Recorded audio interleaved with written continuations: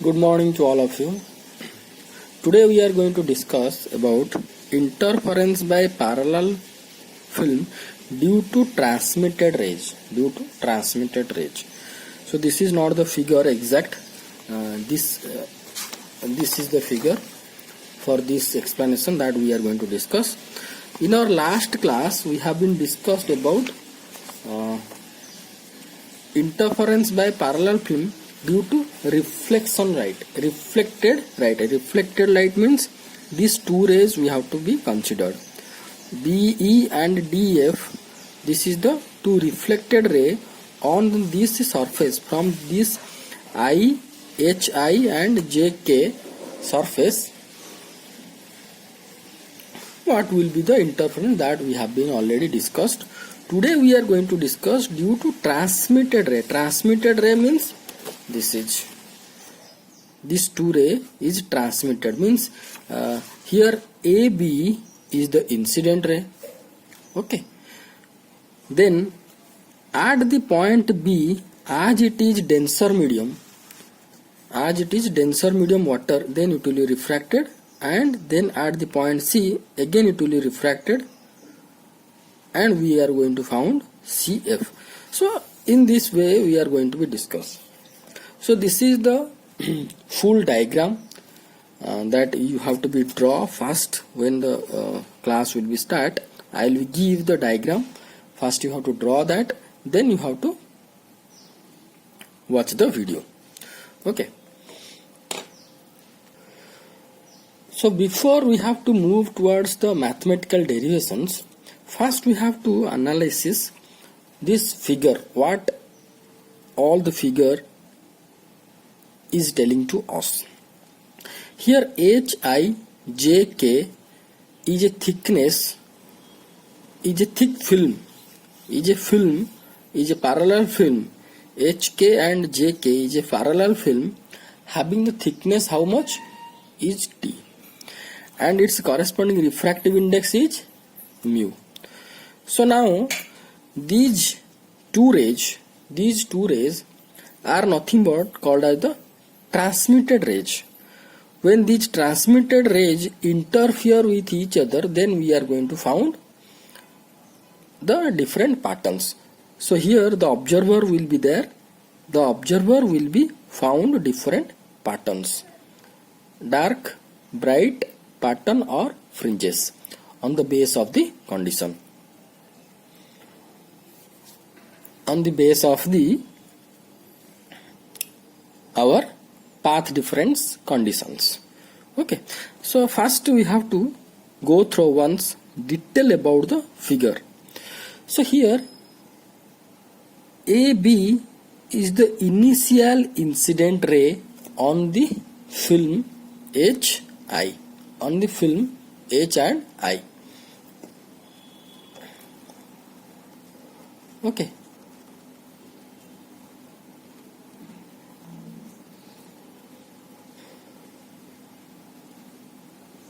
HI. Okay, now when it will be strike at the point B, it will be refracted through the denser medium.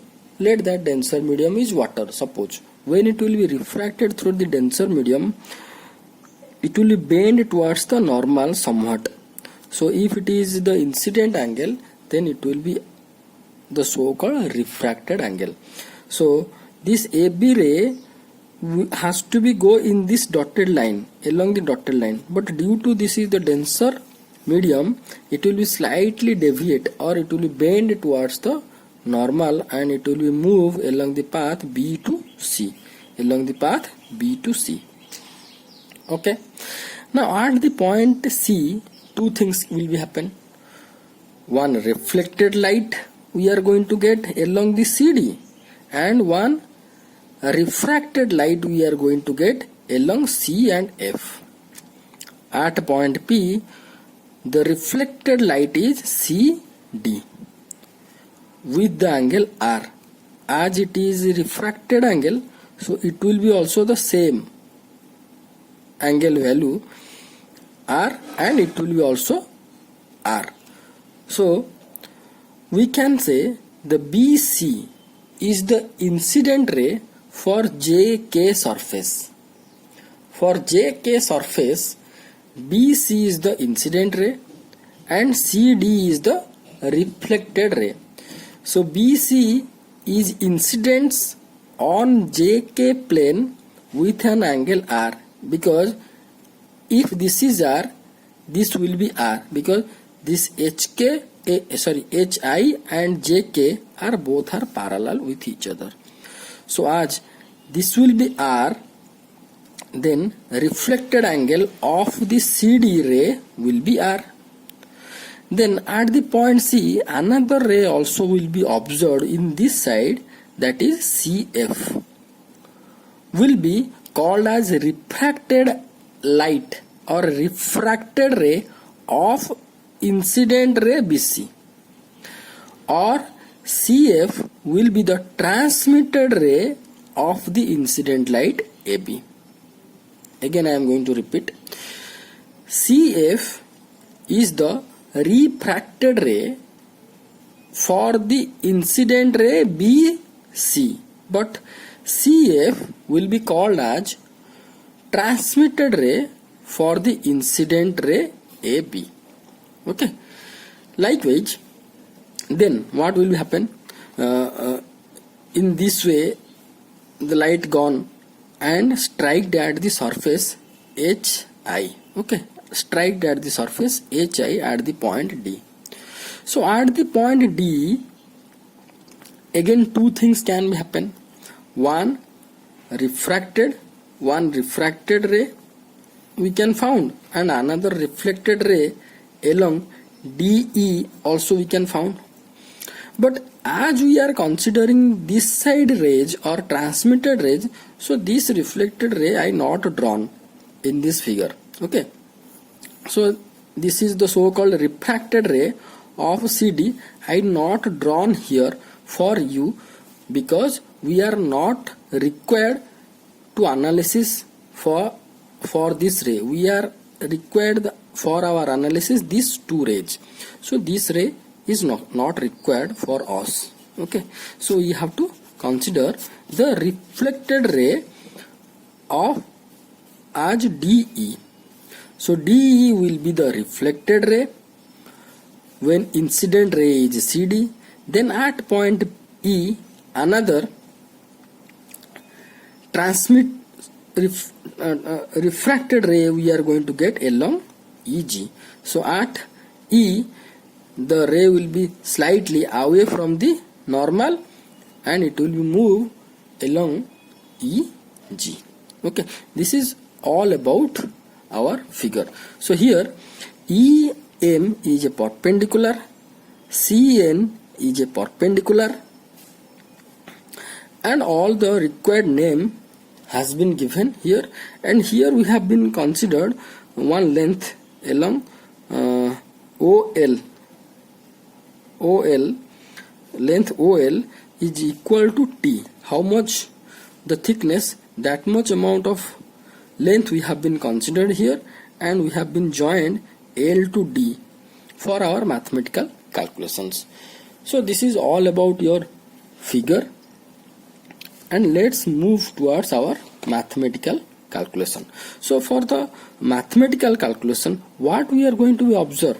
The observer will observe the interference pattern or superimposed pattern of which ray?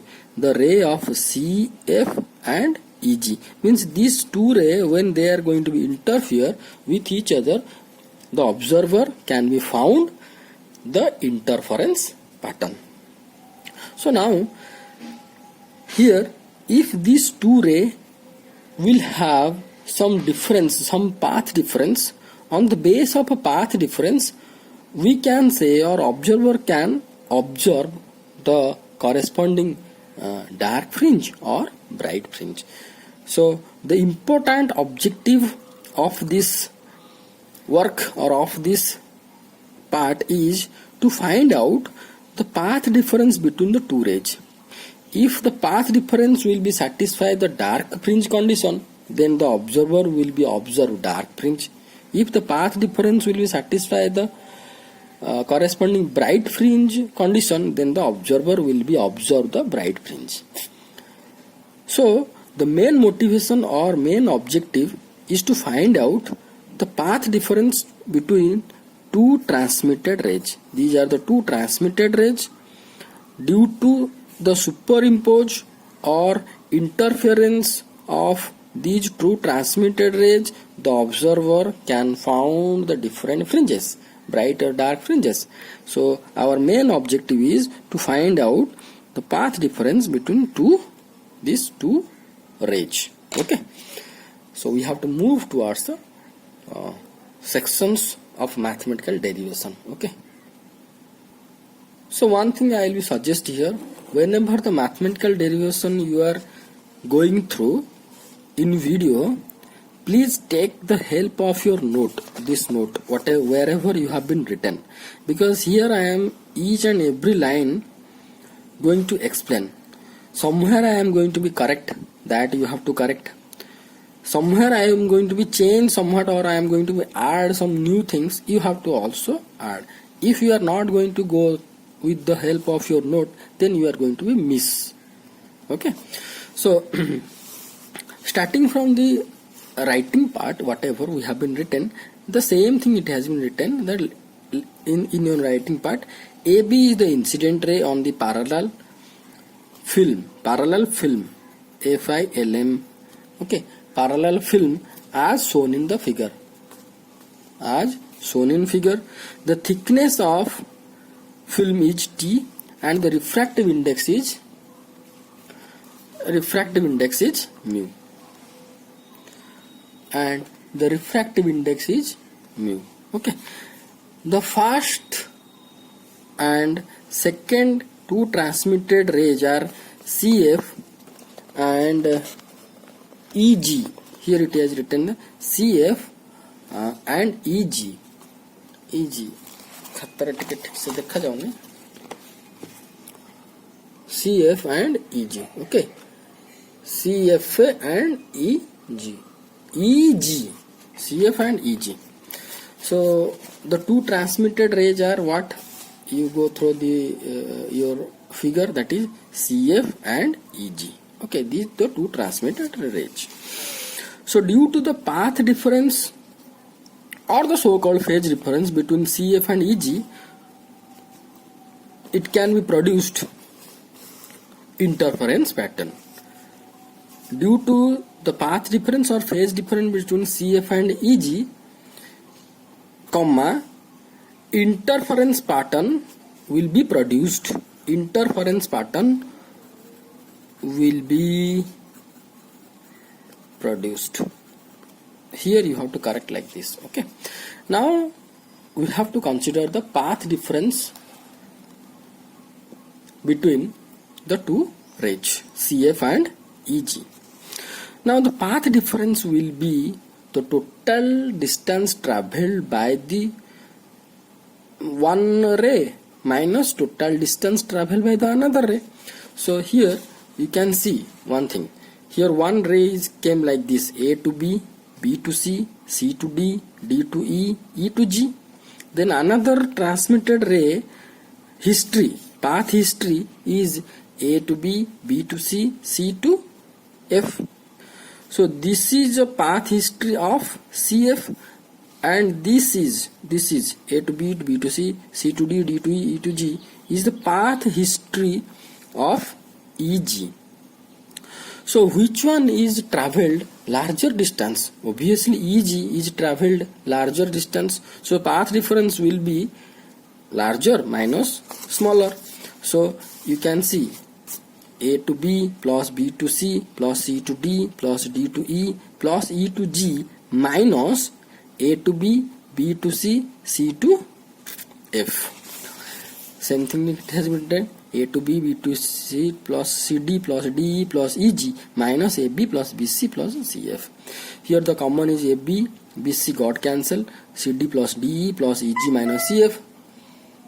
Okay, is equal to CD plus DE plus EG minus the so-called CF will be how much? The CF is nothing but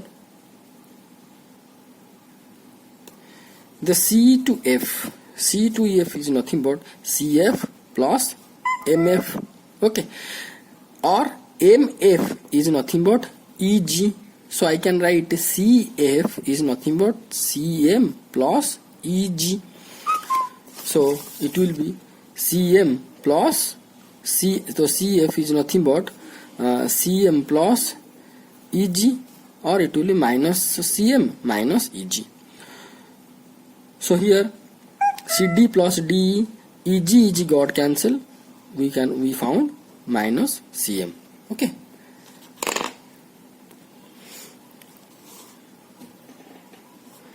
Now, on the base of the optical path,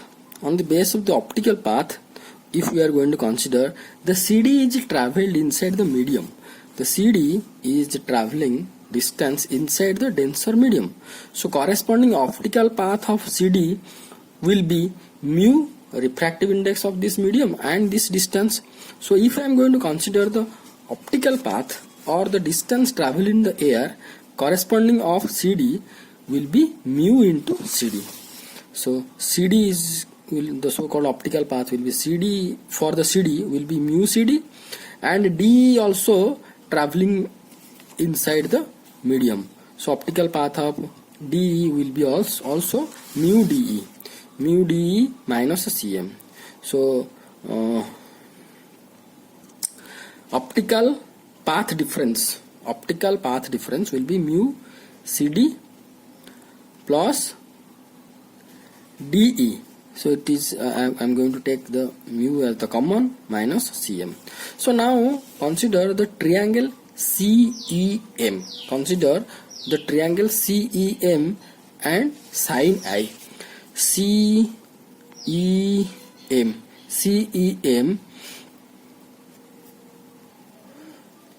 So from triangle CME, this will be the I. The sin I will be CM by CE. So from the triangle CEM, sin I equal to CM by CE. Similarly, from the triangle CNE,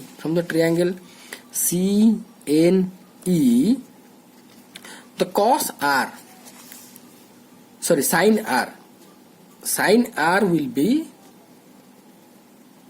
from the triangle CNE, the sin R, this is the R, sin R will be NE by CN.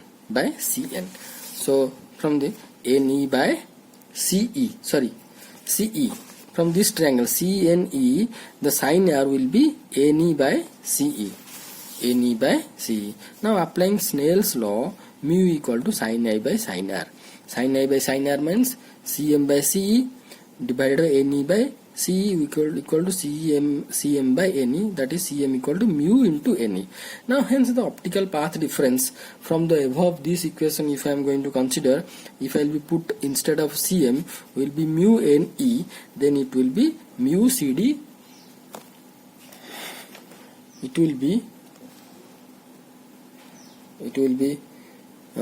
mu CD plus DE minus mu NE, and it will be we are going to get mu equal to CD plus DE minus NE. So here it has been written that this is CD, okay, CD plus DE minus NE. So mu equal to mu into CD plus DE minus NE. Here CD equal to LE. CD plus DE equal to LE. How? Come to the figure. CD plus DE is equal to LE, because CD equal to LD, because this is T means this is also T. So if this will be the same, so this triangle and this triangle also same, and LD is nothing but CD. So instead of CD we can write CD plus DE is equal to LE. So here CD plus DE is nothing but LD plus DE or LE. Okay, so LE minus NE. Now the so-called path difference, optical path difference will be equal to mu into ln, because LE minus NE, LE minus NE is nothing but ln. Come to the figure. See, LE minus NE is nothing but ln. So it will be mu into ln. Now consider the triangle LCN.